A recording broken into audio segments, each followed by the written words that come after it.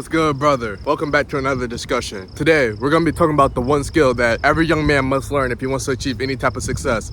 Let's get right into it. The skill that we're gonna talk about today is what separates the losers from the winners, the betas from the alphas, the unranked fighter from the champion, the role player from the all-star. Can you guess what that skill is?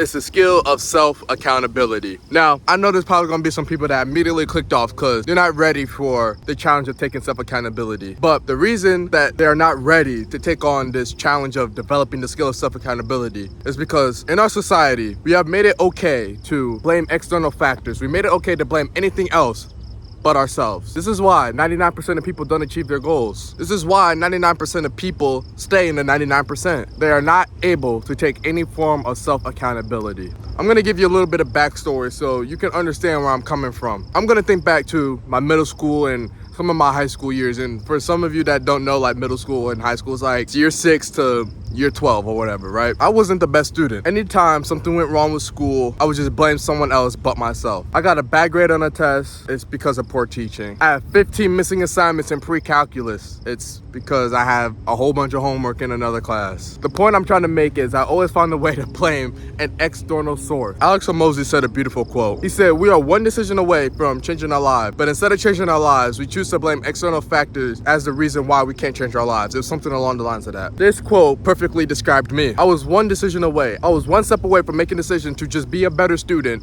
but instead I chose to blame the external factors. If I made the decision to become a better student, it would have saved me a whole bunch of stress, bro. I would have gotten yelled at less by my parents. I wouldn't got my computer taken away. I wouldn't get into arguments with my parents over my GPA. Oh, you can't go to this school now. You can't go to...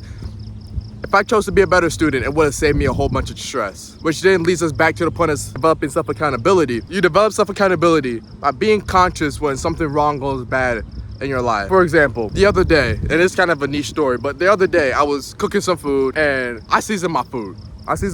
So I was putting some salt, I put some Creole seasoning, I had some sazon complete, I was putting it on my food. And now I go to put some pepper on my food, and you know, we have like the shaker we have the shaker thing, right, that cracks the peppercorns or whatever. So I go to do that, and the lid falls off, all the peppercorn falls on my food, my meal is ruined.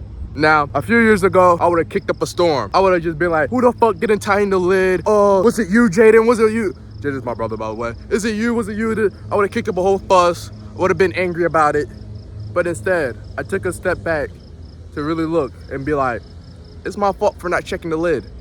It's obvious somebody didn't tighten the lid, but it's my fault for not checking the lid. My meal is ruined because of me. So when you're able to work through situations like this and really understand why certain things happen because of you, you'll soon develop the skill of self-accountability. And this will help you in business. This will help you in achieving your goals. Because when you don't achieve your goals, when you don't achieve your business goals, it's your fault. You can work through why you didn't do it, and then you can be better next time.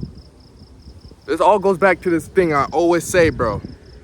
Learn from your mistakes. Learning from your mistakes is a form of self-accountability.